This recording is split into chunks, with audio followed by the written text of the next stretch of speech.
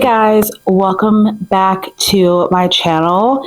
This video is a video that I have been waiting to make for a while, since by the title I left my toxic job, and I'm ready to make that video because I'm ready to let it go. I'm ready to move on with my life. I'm ready to just become the woman, the motivational speaker, the person that can empower people that I truly want to be, and I'm ready to let it go. And so today I'm going to be talking about my experience of working in a toxic job environment, and I hope that this video reaches people in a way that's positive. I'm not making this video to talk crap about people. I'm not making this video to make people feel like they can never work this kind of job.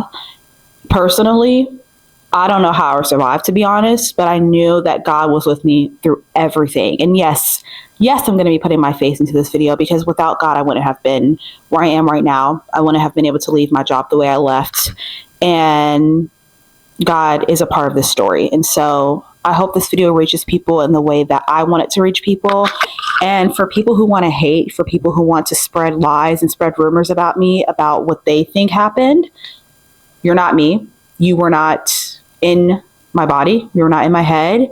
And you do not know the full story. And if they don't want to know the full story, that's something that they have to figure out themselves. So I'm excited to be able to share this video today, and let's get started and talk about my healing process. Add some context, because I know in the video that I framed it as if every single person on my staff, on my coworker staff, was toxic, and I just wanted to make it known that not everybody was toxic. Yes, there were people that majority made it override a lot of that positivity, but I just wanted to give a shout out to the people that were there for me, and that made me feel so special. And yeah, enjoy the video. Obviously, I have made a lot of different videos since I started my new job about kind of making a segment saying like, I am going to be talking about this.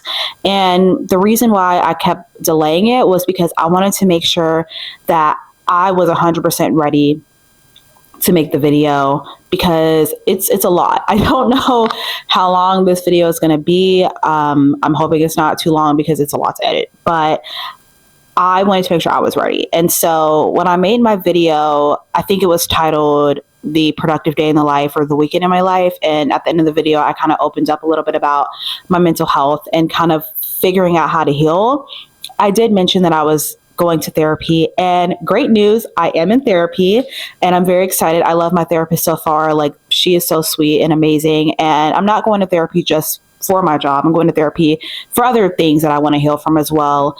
But majority of the topic right now is about my job, because that's so new and it just happened literally last month. So there's still a lot that I have to debunk before I can go into my other things. But I am in therapy, and I'm very excited to be in therapy. I think everybody should see a therapist. I've always been pro-therapist since I was young, and I think therapy is amazing. And I'm so blessed and thankful that I'm able to afford therapy. I know therapy can be expensive, but I'm so grateful that I'm able to afford it. I wanted to be able to really debunk everything in my head and debunk everything in my notes before I made this video, because there's a lot of things and situations that I really want to talk about in a way that won't expose where I worked at, won't expose who I worked for, and things like that. The reason why I'm not going to say that is for the sake of my own well-being, and because I don't want to like ruin the experience for other people. And I think that's something that I am very proud of saying. I don't want to ruin that experience. This story is personal to me. This story is my experience, so I don't want to ruin it for anybody else that is going through this job, whatever. And that's kind of why I'm not saying anything about where I worked for and who I worked with, things like that. So hopefully that clears up the delay of why I took forever to make this video. But yeah, so I have made like a little bit of notes. That way I can kind of stay on track to what I kind of want to talk about. This is going to be a trigger warning. There will be some mental health concerns that will pop up in this video. I originally applied for this job in January of 2025. So I applied for it because I really enjoyed working as a resident assistant, and I thoroughly enjoyed my time as resident assistant. I mean, I genuinely had a really great time. I had a really great staff, even though we were having a really hard time back then with just not having a boss or anything like that. Like we genuinely had a great time, and I still talk to one of them today, and we're going to see each other actually next month. So I'm very excited. But I applied because my staff, when I was an RA, really thought I would fit the category of what it would be like to be a hall director. And they felt that that job would be great for me, great for my experience, great for me to use this public speaking skills that your girl loves to use. And so I applied in January. I went through the interview process, and I basically got the job offer in March of 25. And so obviously, like anybody, I was very excited because one, I beat the job market a little bit. Like I beat that was what was important. I beat the job market, and I graduated college, and then I started my job a couple of weeks after I graduated. So I was able to move, and then I started my job. So from there, how to be a hall director. Trainings were okay. Were they the best? Absolutely not. Absolutely. They were not. No, I'm sorry. They were not great. They hit on the things that I kind of already knew as an RA, but I felt like they weren't enough to tell me like what it's actually like to be this professional. And that's the part that I think was lacking. There was just not a lot of structure with the training. And unfortunately, the time that I came in, everybody was new. All the supervisors were kind of new. So there was just like a whole new wheel of newness that it was really hard because they also were trying to figure out what to do as well. So there was just like a lot going on, and I unfortunately had to be a part of it. So basically during that time, I would say June was a pretty good month. I think that I was able to meet the prospective students coming in. We're having orientation, and actually a lot of the students that I met actually found my YouTube channel, which is actually crazy, but they found my YouTube channel and they were like, oh my goodness, like, and I was like, that is so crazy and so cool. And I kind of felt famous for like a couple of minutes, but it was really cool that a lot of them recognized me from my videos. And I was able to just be kind of like a mentor for them while they were kind of transitioning into being a student at the school. And yeah, June was a really good month. Obviously, it was tiring because you had to be on all the time, like literally 24/7, because like the students were living in the dorm for a little bit. So like you constantly had to be on, and it was exhausting because you couldn't really have a frown on your face because you're trying to sell the school to them. So you couldn't really have a bad day unless you cried in your room. So it was a lot, but we got through June, and then July was okay. But July was nice because we actually got to have 3-day weekends, so we can have a break before August came when everybody came back to campus. So I feel like that was a pretty good transition. But in July, that's when I noticed some things were changing. I noticed that at that point, my supervisor was becoming a little bit more demanding. Obviously, they were my supervisor, so of course I expect them to tell me what to do. That's kind of what a boss is. They're supposed to tell you what to do. But it was more of like they were telling me what to do, but they weren't giving me clear instructions on how to do it or what they expected from me. And then when I did it, I would get yelled at because I wasn't doing it the way that I was like, the way they wanted me to do it. And that's when it got a little bit toxic for me. So I remember I was going through that for a couple of days, and there would be moments where they would be stressed out, yell, get very dismissive. Then they'll get back to like their normal, like, everything's good. I feel great. Life is great. Like I didn't feel anything toxic. So it was like up and down, up and down. And, it got out of hand. So I remember I did call my dad around the end of July, kind of telling him a little bit about what I was going through. And my dad's the type of person that he loves to always make things go right back to God, which I think is really nice. But he always tells me like, God has you here for a season. God has you here for a reason. And obviously just keep notes. He was like, just keep paper trail of what you're going through and don't submit anything yet. Just kind of keep a head trail of like what you're experiencing. I was like, okay. And so basically I kept paper trail. And then in August, my resident assistants came and we had RA training. And RA training that year was actually, like no one liked it. I'm sorry. It was so long. It was longer than what I was like as an RA. It was just it was like almost 2 weeks, 2 weeks of me having to always be on 24/7. You had to eat lunch. You had to eat dinner with them. You had to play these games with them when it was late at night. Like every single night during RA training, I didn't get home till almost like 10 o'clock and I didn't go to bed till 12 in the morning. And it got to the point I wasn't even making it in my bed anymore. I just kind of got up, did my makeup. It was just like a routine that wasn't really good. But that is the life of being in res life, is that you don't really have the sleep schedule that you hope for. So that's kind of what I knew I signed up for. So that wasn't anything crazy, but it was a lot. And so at the end of training, my resident assistants kind of were hinting to me a little bit about how they didn't appreciate how my supervisor wasn't getting to know them, or she wasn't answering their questions properly, or they felt that she wasn't being supportive to them. And of course there is a chain of command, and I will get into that in a little bit because that kind of is when things kind of got a little screwed up. But they were saying that she just wasn't being there for them. And I think that sometimes the RAs didn't recognize chain of command that well. And if they did, that's a whole nother thing. But they kind of didn't realize at that time, from my perspective, is like, I'm that person that's supposed to support y'all. And then I'm supposed to be getting that support from my supervisor, but that was kind of screwed up a lot. So basically, I brought it up to my supervisor. I told my supervisor how she was treating them, basically. And my supervisor, I'm not going to say her direct words, but I'm going to say basically she was saying, that's not my job. That I don't have to be there. That's not my job. Like straight, like without saying what she said basically she is not obligated to be there. And there is truth in that. She wasn't obligated to get to know them because she was supposed to get to know me and things like that. But my staff didn't like that. So basically during that time, they were just making it known that they genuinely did not like her. I said it before I could even say anything to her, like, we don't like her. And I'm sorry, that's how it is. They did not like her.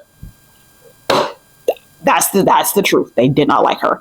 So basically from there, I have noticed this decline in support from my manager. And it got to the point where it was just so known that something wasn't right, because my coworkers, we all had different supervisors, except me and another hall director. We had the same supervisor, but the treatment between me and her were two different things. Like she was getting everything that I wanted, and then I was just getting the backstab end of everything, and it got on my nerves a lot. And I got really upset because I was like, okay, this is favoritism, very, very much favoritism. And from there, I noticed that the residents at that time came back to campus, and they were having issues already. They were freshmen, so they were already having issues with certain things. And one specific resident was upset because they were having an issue with their room and things like that. And so me being a hall director, I only had but so much power, and I couldn't do but so much except report to my boss. And I told my boss what they were experiencing, and they were like, well, there's nothing we can do. Well, we can't do anything. She can move rooms. And I'm like, okay, well, I'll tell the resident that. So I told the resident that they can move rooms, and basically they were going to do that. But the resident decided that they wanted to talk directly to my boss, and then my boss kind of gave her the same answer, but in a way, like, I gave the answer in a way that was more like, I understand what you're going through. I'm sorry, this is the solution for that issue, but I do sympathize with you. I know this is hard. My boss was more like, it is what it is. Like, it is like, and of course the resident didn't like that, because they didn't want like a direct, like, dang, you don't care about me response. Like, they wanted like some care with that. And my boss just couldn't understand that is what the resident wanted. And my boss was talking a lot of crap about her in front of me behind the scenes when the resident was gone. I was sitting here like, okay, that's not Okay, but whatever. So from there, you know, I kind of move on. The resume was fine. And then September is when things got really, really hard. And this is when the decline happened. And so September was a really hard month because around this time is typically when freshmen or people that are coming into college kind of notice the shift of there's like this adrenaline that comes on when it's like orientation, when you're starting your classes for the first time. Like there's a lot of adrenaline, there's a lot of excitement. But then when September comes, especially towards the middle of September, you know, you kind of get used to everything. So it's not, the excitement isn't the same. And unfortunately, like I experienced the same thing when I first lived on campus. Like I had this moment of high and then I had this moment of low, and it's normal because you realize like, oh crap, like this is my life right now. And it kind of gets a little bit, it has this moment. So this is when students start to get a little depressed. And there is a specific resident who is going through a very, very tough time. And they came to me bawling their eyes out. And obviously for that resident's privacy, even though I don't work there anymore, I'm going to not obviously say what they said because that's very personal to them. But anyway, they were bawling to me and they were just going through a lot with their situation. And one thing about higher education is that you have to report pretty much a lot, everything you see here, you have to report it because it's your job. And so yes, I could be there for that student. I was able to support them, but I had to do my job and I had to report what they were going through. And basically that involved having them move to a different dorm. And so I, told the student what the situation was. They were very upset because they obviously have made their life in this dorm. They did not want to move to a whole different dorm with people they didn't know. Like that's something that they didn't feel comfortable doing. And so I called my supervisor while the student was still upset because I didn't want the student to just go in the hallway and cry because that's just terrible. So I texted my supervisor at first and then I called her because I didn't get a response. So I called my supervisor and I tell her, hey, this student is going through it. They don't want to move. Is there something else we can do? Because the student really needs our support. I got yelled at on the phone, yelled at. I wish I would. Yelled at. Okay, my big age, yelled at. And my supervisor was like, if that student feels like that, like they can lock the door and call the police. Like if they feel like that. I can't really say the context, but like the straight words were just like that. And I'm sitting here like, are you serious? And thank gosh I didn't have it on speakerphone because if that resident would have heard that, oh my gosh, it would have been over. And yelled at me. And I was like, and I questioned because I have the right to question someone's knowledge. I don't give a hoop if they have a master's. I don't care if they have a doctorate. I don't care. Okay. I don't care because a degree does not make you smarter. It does not make you better than anybody else. And that's just the toxicity of higher education. Like if you don't have this, you don't have that, you're not smart. That's not true. I questioned her and I was like, are you sure? Like, is this a decision that was made higher up? Because like, I really don't feel as someone who is seeing the student right now, I don't think that that's good for her because she really needs some support. And they were like, it's final. And then hung up. And I was like, I said, oh my God. And so even though I knew I couldn't do anything because my supervisor kind of told me what happened and what was final, I worked after hours. Technically I was supposed to get off at 5. I think I stayed with that student till 7:00 and just made sure that she was okay. I wanted to make sure that she was safe. I wanted to make sure that her mind wasn't going in other directions, and was it my job to make sure she was safe? 100%. But did I want to stay after 7 to make sure she was good? Absolutely. Absolutely. Because I care about people and I care about their well-being. I care about how much they need support. And if my boss cannot give that to her, I was going to give that to her in a way that may have not been able to resolve the situation. But did she walk out of my office feeling better? Yes. And that is what was important to me. And so there's moments like that I dealt with a lot from my boss. And then there was moments where that became a trend of just the constant yelling, the constant dismissal, just all this stuff. And it got to a point where I ended up calling my coworker who's been there longer than me. And I told them what was going on. And they were just like, what? And I said, yes, like I have been going through this since August. It's September. I don't know what to do. And then my coworker was like, well, you need to talk to her boss because that's insane. Like that, you should not treat people like that. And I was like, I want to, but I'm terrified because I don't want this to become, unfortunately, what happened when I left. I don't want this to become toxic for me. And it was only September and I just didn't want to last that long with people treating me like crap. And so I decided, so my coworker decided to walk with me to my boss's office to kind of tell my boss's boss what happened. We're going to name him, Steve. We went to his office and Steve was thrown off because I didn't make an appointment with him. And the thing is, while professionally it would have been appropriate to make an appointment, I was so desperate that I could not deal with my supervisor's crap anymore. I could not deal with the way I was treated. I could not. And so I didn't care a hoop if I didn't have an appointment. I just walked in there and I told I told Steve what was going on, and Steve was just like, you would have thought that Steve would have been like, okay, I'm going to have a conversation with your boss to see what we can do. Steve was just more of like, they're new. Your boss is new. You need to give your boss grace. That's it.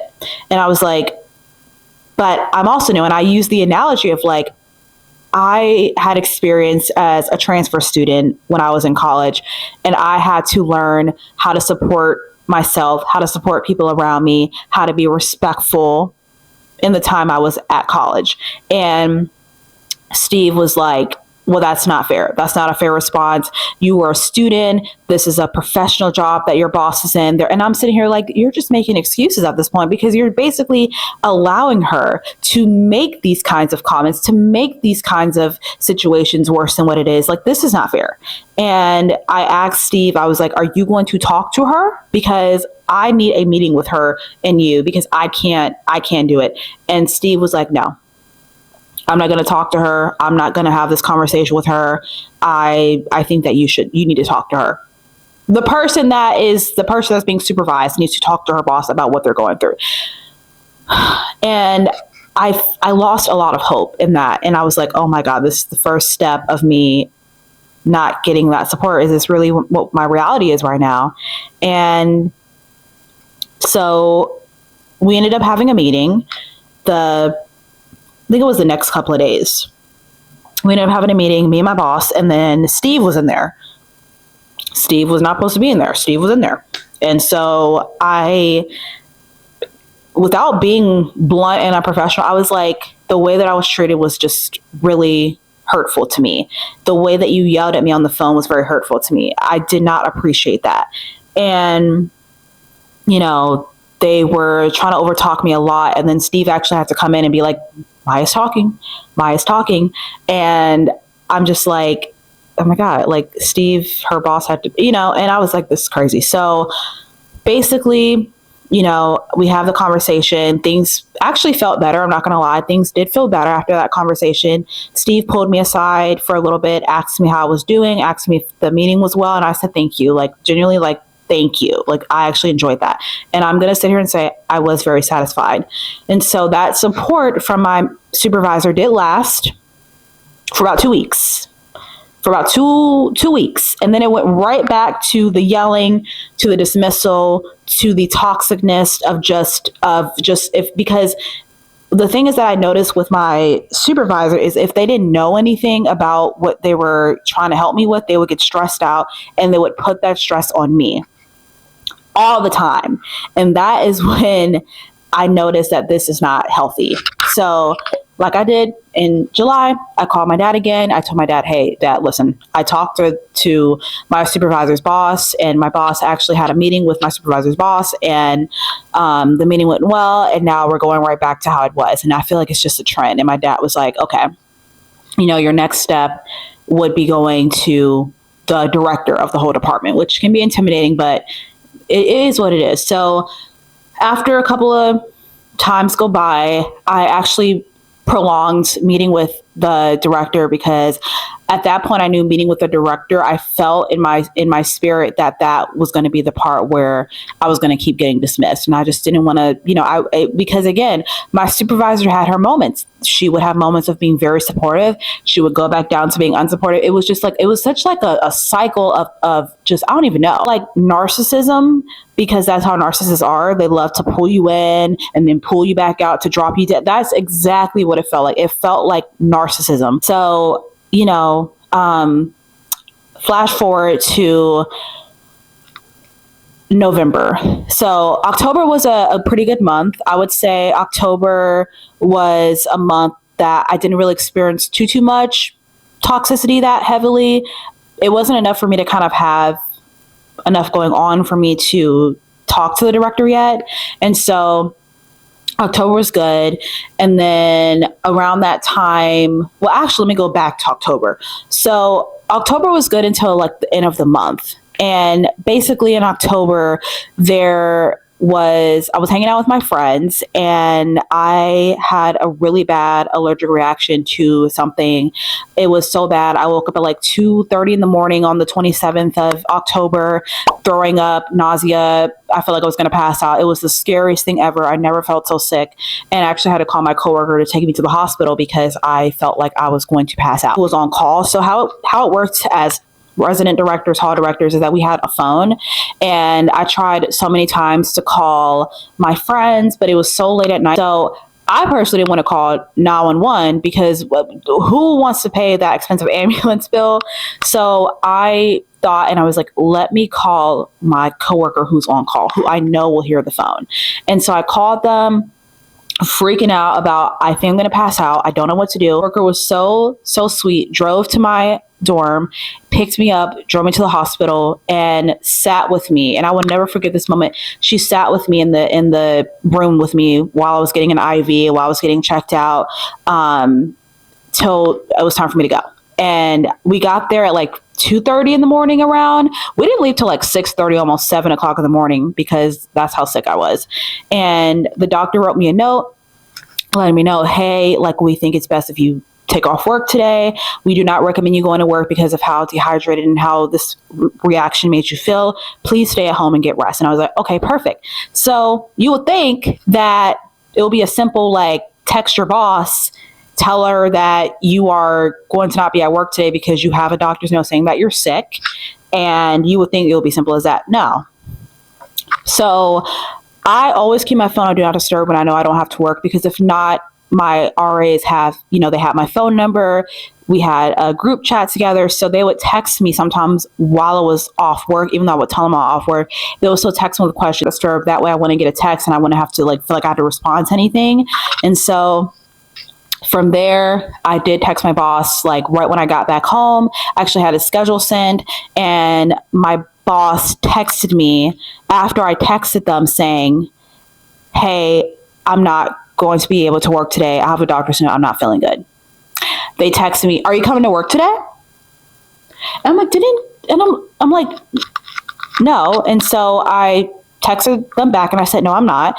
And then I put my phone down and I take the longest nap ever. And then I wake up to a missed phone call, and then another text. Are you coming to work or not? And at that point, I'm like, let me just call my coworker that sent me to the hospital.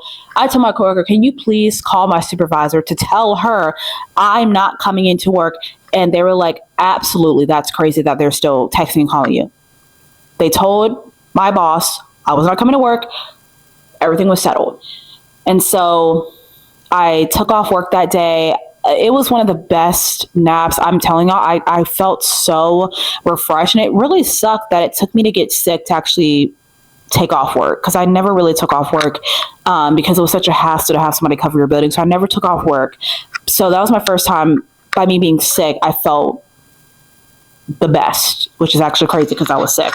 And so from there, I came into work the next day, and my boss, we have like these one-on-ones. So I had a meeting with my boss and told my boss I was feeling better.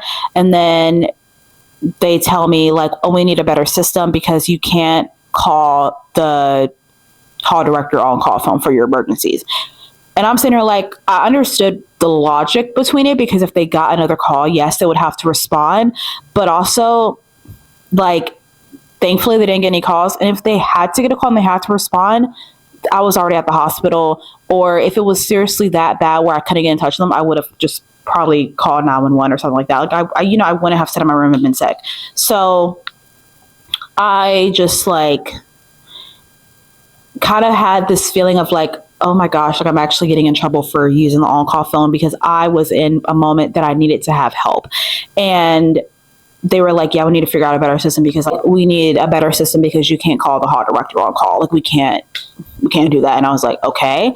And I remembered that I talked to my friend about it, and I was like, this is something that my boss told me. And they were like, are you serious? That's crazy. You were sick. You were scared.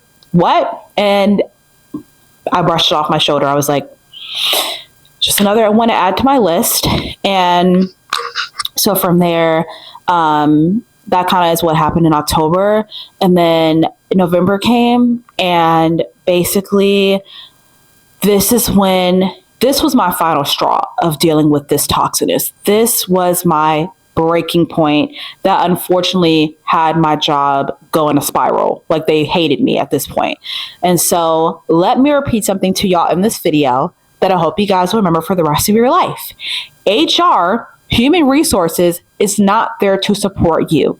They're there to protect the business. Please put that in your notes. Put that somewhere. They're not there to support you. Everybody told me this, and I still went because I was desperate. And November came, and we actually had a Residence Life conference happening in a different city. And I was in the middle of packing for that. Unfortunately, around this time, there was a lot of behavior issues happening with my staff. And when you have behavior issues happening and you're the hall director, there's so much paperwork that you have to do. And my boss called me and told me, like, I need you to send out these letters right now, this time. And I'm sitting here like, I am getting ready for this trip. Yes, I'm still working, but are you seriously trying to make me do all this knowing that I'm about to leave in literally like 2 hours? Like, are you serious? And they were extremely rude to me. So rude to me. And I had a panic attack. I had a real life panic attack on the phone with my boss. And I cried, and I was like, this is so much right now. I don't know if I can do it right now. Like, I have so much to go on. I'm overwhelmed. I'm sorry. Like, I don't know what to do. I don't even have the right forms. Like, I'm freaking out crying. And all my boss was like, I can't understand you. I'm going to hang up, and you need to do it. It's your job. And it hangs up in my face, guys. Hangs up in my face. And that was my final straw. I called my coworker again, and I just like panic and I freak out. And my coworkers actually helped me find the right forms to send, because my boss did not send me the right forms to send. I never wrote a behavioral referral or anything like that before. So I was trying to ask for guidance. My hall director coworkers, they didn't really know what to do. So I'm waiting for my boss to respond to me, and they were not helpful at all. And so at that point, you know, I just kind of wrote the best of my ability, and I sent it to the RAs that need to be disciplined. And of course they were mad, because my staff was heated that the form was looking half done, not the way that it was supposed to be, because I genuinely didn't know what to do. No one was helping me know what to do with that, as far as my boss was not helping me. And so I, remember that my staff started to hate me at that point, because they were like, why are you sending over a letter that's not fully done? Like, why? Like, sounding so from there, I went on my trip, and this is when my mental health started to downfall a lot. And this is when it got really hard. I was starting to get super duper depressed. I started to get, and you guys know me, you guys know that I have struggled with mental health before. This isn't the first time that I've made a video about mental health, and I'm always a mental health advocate. But I was going through this rabbit hole of just depression, really hard depression. And I felt like I could not get myself out of this depressive state because of what happened, because of feeling dismissed by my boss, because of how my staff was starting to look at me now. I could not catch a break. And so when I got back, I kind of told people when I was at the conference, I told my hall director staff that was there with me. It was only a few of them, but I kind of told them like what I went through, and they advised me that I really need to go to HR. Like, I really need to document this. I need to go to HR. It's getting out of hand. Maya, you need to just go to HR. And I was like, okay. So the next week, I went to HR. And this is when things started to fall apart for me really hard, really quick. I went to HR, and basically I had a whole list of everything I went through from July up until that time in November. Everything. Timestamps, dates, everything you think of. That communications major side of me came out real quick because I had every single thing documented, written out perfectly, and I had it printed out for them. And so at that point, I did for a minute think that HR was going to be supportive, because the whole time the HR lady's face was just like it's like she couldn't process like what I was telling her. And I was like, no, this is getting out of hand. Like, I got hung up on the phone. If I did that to a resident, if I did that to one of my RAs, I would have gotten asked to leave. Like, this is crazy. Like, why should they have the right to hang up on me, but I can't do that the same if I'm upset or if I'm not understanding somebody on the phone? Like, that's crazy. They told me the process. They said that they were going to probably talk to the director of my department, and then there was also a vice president of that department who they were also going to probably talk to. And then they were going to, they said that they probably were going to meet with me about the situation. And so during that time, I called my coworker and I was like, I did it. I'm so happy. It seemed like it went well. And then from there, basically, a week goes by. I didn't hear anything back from the director or anything like that. So I was like, I knew I was probably going to speak to them. I just didn't know when. And so from there, I had a meeting scheduled at the end of the month. Literally the next day before Thanksgiving break, I had a meeting.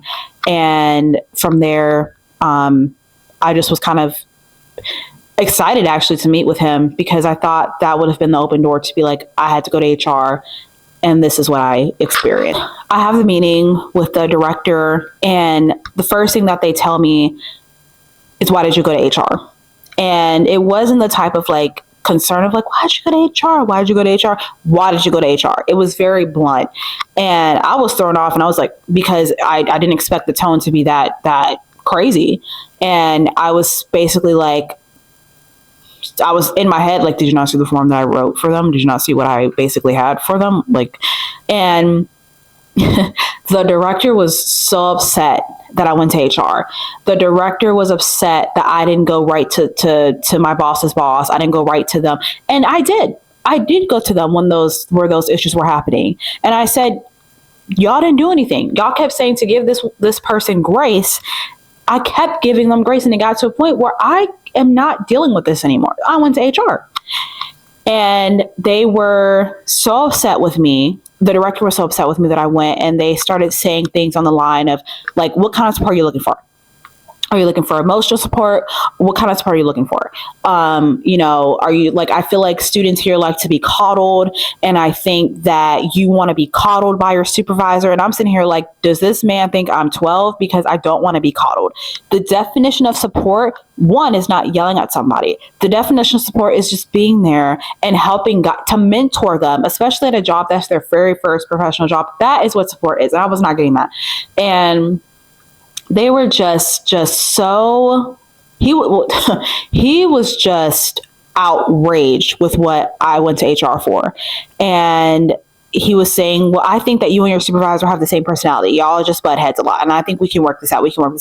And to have some context with how usually some departments work when you go to HR, they don't want this to be in HR, because HR will kind of expose what's going in the department. Even if HR doesn't do anything, it kind of exposes them a little bit. And so a lot of departments like to fix situations inside of the actual department, so it doesn't have to go back out.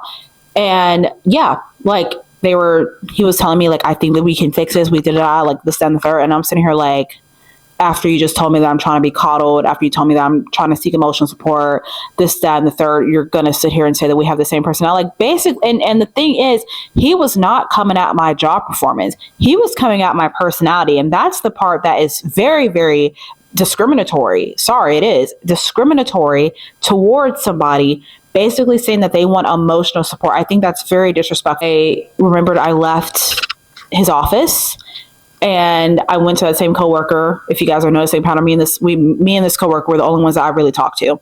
And I went to this coworker and I basically said, I can't do it anymore. And I was so mentally drained, and they were so concerned about me, and mental health spiraling, went downhill. It was so bad. I ended up having PD come to my dorm to check on me, to do a wellness check, because I just was not here mentally. And I ended up going to see the on-campus therapist to talk about what I was going through. And it was just a lot. And unfortunately, my staff, my RA seen me experience that when PD came to my door, and they, because they didn't know exactly what I was going through, they kind of had their own thoughts about what I was going through. And, it was just a lot, because I was basically the person in charge falling apart like this in front of people that I'm supposed to supervise. And it was so sad. So then after I went to therapy and things like that, the next day was Thanksgiving break. So I went home, I kind of recovered. I tried my best to enjoy my family and not to think too hard about work. And then everything seemed to be good. I didn't get any emails or anything like that until I got an email that same week after Thanksgiving break saying that the vice president wanted to meet with me to discuss ways of how to support me. And these emails are framed in ways that just seem so genuine, seem so caring, and seem so amazing. And I'm like, oh, period. I'm like, great. Like, this is the first thank you. Like, I'm thanking God. I'm like, this is great. So the email was framed as it was just going to be a meeting with me and the vice president. You guys are getting the trend, me, vice president. No, it was me, vice president, and the director that just said I was trying to be coddled. That is who was in the meeting. The vice president's excuse was, oh, I didn't know that the director's calendar. You probably share the same calendar, and if not, your office is next door to the direct, like and it was so sneaky how they did it. And, they were just so upset because during that time, they were telling me that the RAs came to them saying that I was bringing this emotional strain to them, that I was, making them feel like I was just this heavy burden to them and all this stuff. And will I stand here and say me crying in front of my staff was professional? Absolutely not. I will sit here and say, absolutely not. Of course, it's not professional to cry in front of people that you supervise. But when you're in that mentality, when you're already trying to seek support, and when you're having these issues at your job, you kind of don't think about who you're crying to. You just want to just know, I am so lost. And they got mad at me. The vice president and the director could care less about me actually wanting to not be here anymore. And told me that if I cried again in front of another staff, I would be written up. I'm sorry. That is crazy. That is so sickening. Toxicness and manipulative that somebody would say that to somebody who was struggling. And I will never, ever forget those words that came out of their mouth. Do I forgive them? I have to forgive them for my own sanity and for my own sake. But I will never forget what they said, because that's sick. That's sick people mentality. So I was thrown off completely with those words coming out of their mouth. And the vice president was like, do you think this job is for you? Because, we just don't know if this is for you. And I'm like, how is this job not for me? I'm coming to y'all because of what I went through. And they tried to reframe it so many times as I'm the problem, because that's what they love to do. That's what higher education, that's what people like to do at jobs. They love to frame it. This is you. You're the issue. You're the problem. So why don't you leave, And I'm sitting here like trying to say, you guys did, again, you didn't see my HR report that I said my supervisor was the issue. She was making my life a living hell at this job. That's the issue. They did not want to accept that at all. They did not want to accept that.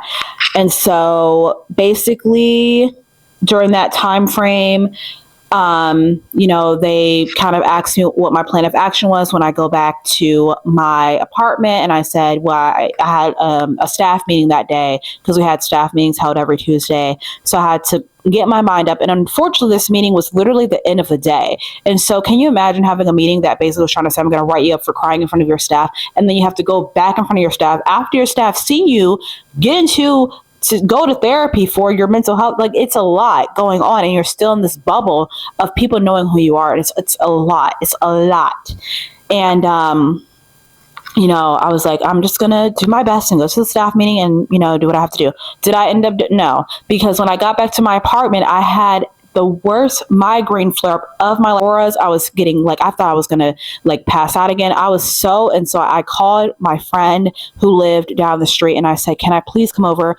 I'm not feeling great. And so I came over to their place and they let me spend the night. And then I ended up texting in the group chat to my staff, hey y'all, staff meeting is canceled. And I was already delulu. I was already not happy what happened in that meeting. And I was like, I straight up said that if you guys need support, please talk to our supervisor right now. I did. And again, was it professional? No, but I was so upset because I was not getting that support. And I could not keep this filter of me being this perfect professional. Heck no. So I told him that. Obviously, my staff was confused of why I was texting this kind of stuff in the group chat. And so from there, I got I think it was either a call. I got a call from the supervisor on call. So this was Steve that was calling me actually and told me that my staff was concerned about my well-being and they had the cops come to my door, knocking on my door. And to be honest, y'all, I was just in my friend's apartment or my friend's house actually, just trying to recover, trying to relax because I couldn't do this. And they were just saying that they're concerned about you, and, they just want the best for you and things like that. And the third, little did I know they were texting some mad crap about me because I seen the texts that were being sent and they were talking some crap about me, which was, again, sickening mentality. And so from there, I, went on and I stayed at my friend's house. My friend actually was a licensed therapist, but she was trying to give me advice of we think she was saying that, you need a break from work. And I was literally shaking while she's saying this because I genuinely needed a break from work. And she was like, you need a break from work. We need to figure out a plan of how to get you some time off because you're going through hell. Genuinely, you're going through hell and that's not fair to you.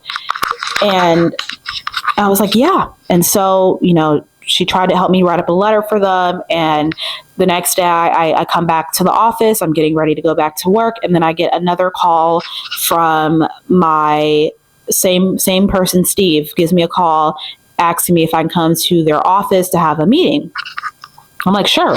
Again, with just Steve. You see, this is a pattern. Just Steve. Steve and another guy who had nothing to do with the situation, we're going to name him Jeffrey. Jeffrey and Steve were in the office when it just was supposed to be me and Steve. And so Steve and Jeffrey are there, and I'm thrown off why Jeffrey's there because Jeffrey works in a whole different department than me and Steve. And basically, they were trying to tell me, we think it's best if you take a break. After, I just talked to my friend about this, I thought the stars were aligning. I thought this is the answered prayer again that I was supposed to be getting. And I was sitting here I don't know how I'm going to do that. I have the cruise coming up in December. I don't want to use all my PTO for this mental health break because I want to save it for my week-long trip. And they were like, we're going to work it out. We'll figure out a plan. And this is sounding great, y'all. This is sounding genuine. I'm like, oh, they're going to make it work. I don't have to take all my PTO. And then they told me I need to send a email to my staff, to my coworkers, let them know I will not be back on campus until January. And so I took mental health break. I put this like this because I thought it was not a mental health break. So I go home in December, and at that point it's all about healing. So I'm at home with my grandma, I'm at home with my dog and things like that, and getting ready to pack for my trip to the Bahamas. And my coworker that I no longer talk to because of just everything that I experienced, and I just could not do it with her anymore. She basically calls me saying that my job is trying to get rid of me. And I'm in denial. I'm like, girl, they just told me to take a mental health break. Like, and there was some truth in that for sure. I do believe there was a lot of truth in that, actually, when I get more into it. And I'm like, are you serious? And they're like, yeah, they're trying to get rid of you. Your staff is telling me things that you've done that was unprofessional. They're having a hard time. Like yeah. Like they're trying to get rid of you. I'm like, they end up muting their calls.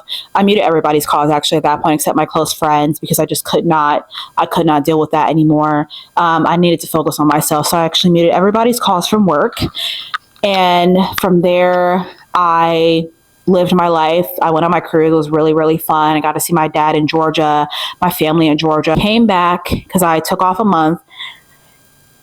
I came back in January, and this is when the stuff went downhill. The beginning of January, and basically my job had like a kind of like a welcome back meeting with me, where they wanted me to kind of have a little segment of what I missed while I was away and things like that. And so I, did feel welcome. They gave me like a little gift bag from their little gift exchange they did when I was gone. And genuinely, I felt like that meeting went really well. And then from there, they told me that, your staff is having a hard time trusting you again. And it's going to take a while to rebuild that trust. And so, we're here with you. We're here to support you. If you need anything, just let us know. Genuinely, like I said, it felt like a great meeting. And so I go back to work. I see my staff again after a month. Yes, things are going to be awkward.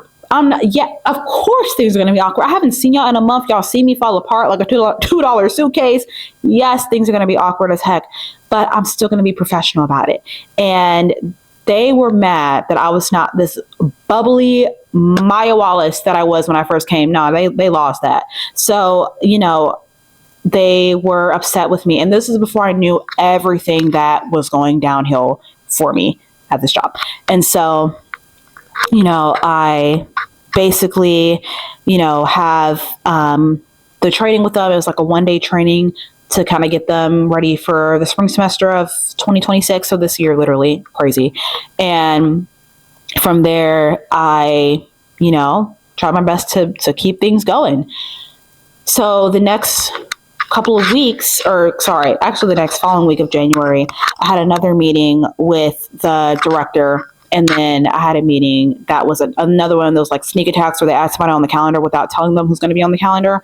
And it was again with the vice president that spoke with me about writing me up about the whole crying in front of my staff situation. And so from there, I get in the meeting. Confidence, I don't know what, because I'm thinking, I don't know what this meeting is, but I'm going to be confident because God has me covered. He really did have me covered, and he still does. I have this meeting. They were basically saying that there was an administrative dispute that was against me from one of the RAs, and that there was a case that was being filed because of what they said. And I was like, what? And they were just going down this rabbit hole of how serious this is, of how, there's so much going on and da-da-da-da-da. And I'm sitting here like, I'm like, what is happening? The word administrative dispute in my name in the same sentence did not sound right at all. And I'm thrown off. And they tell me, well, the vice president, she's just yelling. This is bad. Like, this is bad. And I need you to sit and think if this job is for you. Because you told me in November that you miss being a student. And I'm sitting here like, so now we're using words against me. Now we're saying that I'm not ready for the job. Now you're saying how serious this administrative dispute is against me from an RA. Like I'm just like, what? And I will always be so proud of myself. I remained calm. I was like, okay. Like, and then there were some words like, I'm speaking because I'm over here trying to like say like, this is crazy. I'm like, she was just yelling at me, and I'm like, okay. And then I need you to think about this job. And so I remain calm, and I'm like, I look forward to hearing from you. I did. I said, I look forward to hearing from you, because I was like, this is crazy. So during that time, I didn't hear back from them for about three weeks. So I'm living my life still. I actually made the video that my staff tried to clock me on, saying that I was doing my makeup instead of helping with the fire, some crazy stuff. I'm like, I wasn't obligated to be there for it anyway. But it was just like a lot of, they were just looking at my Instagram, they were looking at my YouTube channel, they were trying to find little things to nitpick on, because they wanted me to quit and leave. So they wanted me to get fired so freaking, I don't cuss, but so bad. Phone call from this lady at this department that kind of works with administrative disputes, and they were saying that, we have a meeting with you, if you want to bring somebody with you to help you through this, you can. And I'm like, what? And this happened the day before my grandma's birthday. I was like, this is crazy. I have the meeting, and they tell me what was going on with the administrative dispute.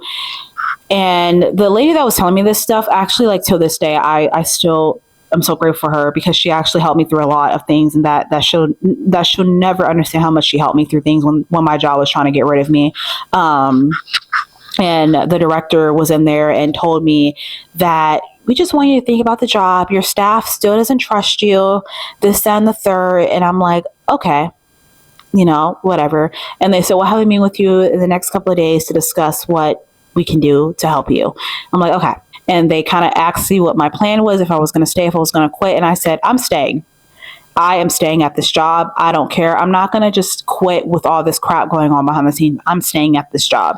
And so when I told them that, they were, instead of being like, okay, why are you staying? Why are you staying? We think it's best for you to leave. Why are you staying? What? Like, matter of fact, you can use the rest of your PTO, and then you can just leave. That's the solution that I want it to be. And let me tell you something straight up. I was not staying for the money. I was staying for my name to be cleared. Forget the money. Yeah, money's great, but forget the money. Forget the money. I was staying for my name to be clear from this negative narrative of me that I refuse to ever let people think of me, ever. And if people still think of me like that, do what you have to do, because I would never, ever let myself think like that, ever. And so they wanted me to quit, basically. I could cry right now, but I'm going to hold it together, because I really cannot stand my job. It's crazy, because my dream job was an office job and to help mentor people. This one ain't it. This ain't the dream that I wanted. This is miserable. Especially when no one else is getting this kind of treatment but you. It makes it...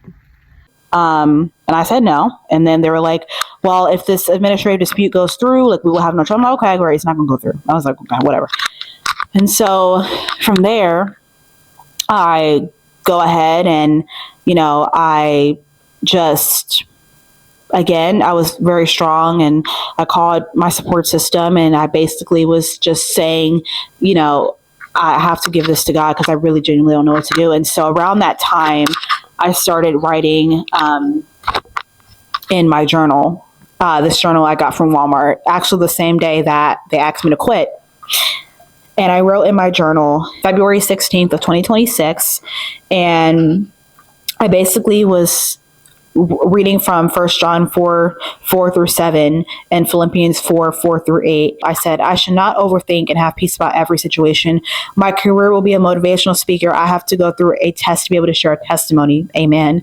God will never give me a challenge if he believes that I cannot get through it. Talk to my pastor every night. Me and my pastor and my grandma will get on a 3-way call and just start praying in tongues and just praying every day that this case will get out of here. And so I actually made a video that I'm going to actually insert right now, basically explaining that the case was dismissed. Hey guys, so it is really sunny right now, and I feel like that is a perfect opportunity for me to make this catch-up video of my job journey, because y'all, I have amazing news, like amazing news. I got an email yesterday. They dismissed the case. I got that email like at 11:56 or 11:57, and I just was like, huh? So thank the Lord. This is what happens when you play with God's children, because the amount of times that my job has asked me to quit so many times, saying that this is going to be bad. They got the same email that I got saying that the case got dismissed. So once I found out that the case was dismissed, obviously I'm just screaming, crying.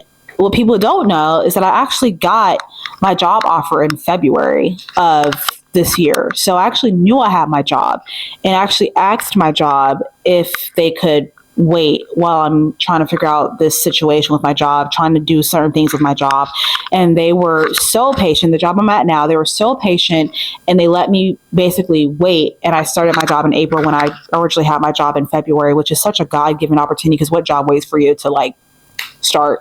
So I actually had the job for a long time. So I theoretically could have quit, because I had another job on the line for me, but I waited. That's what a lot of people don't know, is like I waited before I started my job, because I was not leaving without that case getting out the window. And so from there, I basically continue to do my job. But while I'm doing my job, y'all, there was still a lot of the department was mad that the case did not go through, which is sick. They were mad because they were so confident that that case was going to go through and that I was going to get fired, and it didn't. And so they tried to make my life a living hell. This is when my supervisor made me CC her on every single email. If I didn't respond to this in the time frame, she would get on me. She would, and this is when my staff, my RAs, worked against me every single day, making my life a living hell. They worked against me. My supervisor took away my leadership to make me look like the enemy here. And my staff lost respect for me. They were rude to me. They were talking crap about me on their little group text. I know about all that stuff. They were talking crap about me. The RA specifically that was trying to make this case about me, she was mad that it didn't go through. So she was trying to get me fired and trying to make these things. Well, my ass not talking to me anymore, and I'm sitting here like, I'm gonna be professional, but I would never give you any full sentence conversations ever again. I refuse. You will never hear from me again. Period. And I was just doing my job, and they were still trying to make it very hard for me, trying to make me feel like I'm the enemy, trying to make me be dismissed. Even though this case was dismissed, they were still trying to make my life hell. And so I had it planned in my head. This is the part that I'm very proud of. Because I had my job offer in February, I actually started packing up my apartment when I knew that case was dismissed. I started packing up my apartment in March. And it was funny because my job sent me an email saying that we do not want you to come back for another year for this job, even though the case didn't go through this and third. Like, they didn't want me to come back. Literally, I didn't care. I wasn't going to come back anyway, because, girl, I knew I had a job, period. And so I was like, I deleted that text, and I was like, okay, like, great. And then I started packing up my apartment. The middle of March, I just started going by one room from another. I, had my birthday party. I celebrated my birthday with my friends. And then April 9th is when I told my job that I would be leaving, and I would be starting my new life. And I told them, I said, I already emailed HR. I said, if I owe money because I broke my contract, I will pay the money. I don't care. Like, little email. All of my coworkers already knew that I was leaving, so they weren't surprised that I was leaving. But basically, I told my staff via email that I was leaving. And it was so sneaky how my supervisor wanted me to do it. She wanted me to send them an email while I was about to leave campus to go to Walmart for this program shopping, so I can support your staff during this hard time. Babes, they wanted me to leave anyway. They wanted me to quit anyway. And it was just sick. And so, I sent the email. I was ready to go. I was like, get me out of here.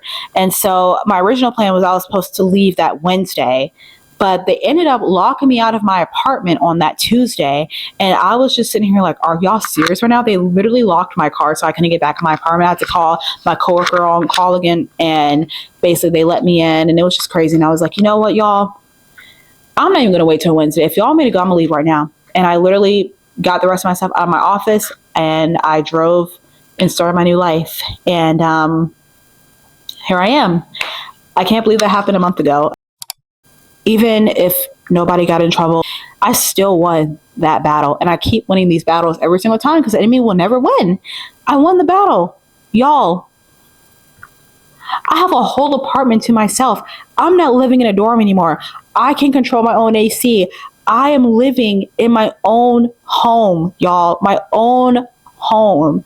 Like, I am not living with my grandma. I'm not living with my parents. I'm living in my own place that is my home, that nobody can take away from me, that nobody can snatch away from me, because there's certain legal things that you can't just take someone's apartment away. Like, there's rules that you have to follow by, like me working in property management. I know those rules. Like, you can't, it's peaceful. Like, it's so peaceful. Off the clock, when I get off work, I go to my apartment, and there's this peace. When I enter my apartment, there's this peace of just, I can just not expect a phone call from my boss, or I don't have to be on call anymore, or I don't have to deal with RA staff meetings when my life is going so well despite what I went through. And that healing comes from that trauma that I experienced. That healing truly is that trauma that I went through, which is why I am in therapy right now for that. And it's going to take me a minute. It's going to take me hopefully not too long to heal from that, but it was just a lot that nobody should have to go through. And truly, I'm so grateful that I was able to leave that environment. And there is one specific moment that I forgot to mention that will always have a special place. I think my best friend told me this in a way that was so made me cry. And it was a student who was going through a hardship themselves. And I was eating lunch or dinner in the dining hall with my friends, and basically they were having this meltdown. They were going through something. And I was like, do you want to talk to me, or do you want to talk to your friend and me? Like, what's best for you? They wanted to talk to me directly. And I walked them to my office, and they just start bawling. And I was able to give them these words of encouragement of like, listen, you're not alone. Like, I'm telling you right now, whatever you're going through, like, you're going to get through it. And I want you to keep that in your head, because you're not alone. Like, you have this. And I was able to pour into her. And I think that was the answer prayer that I wanted to, because at the end of the day, me being a hall director was strictly because I wanted to support people. I wanted to support people going through that life transition. And I was able to do that during that last day of me about to leave. And I remember when I had to write the report of what they were going through, and Steve and my supervisor had the meeting with me before I told them that I was leaving, and was like, well, you need to give that same support that you gave to that resident to your staff. And I was like, okay, you know what? As long as that resident felt good, as long as she felt better, that's all that matters. I don't care. Like, they were just trying so many loopholes to try to get me off guard. And I was like, it never worked. So, but yeah, I'm just living the life that I prayed for every day. And like I said, this journey at this job was not a punishment. It actually built on me, built on my confidence, allowed me to prepare this story for this video, and one day share this to the world of when I become that motivational speaker that I always wanted to be. Don't let anybody ever dim your light. Like I said, I don't care about these people and their degrees. Like, don't ever let people dim your light. You deserve what God gave you, and please know that. But yeah, I love you guys so much, and I will talk to you guys real soon with a new refreshing video. And I'm so excited, and we'll talk so soon. Love you guys. Mwah.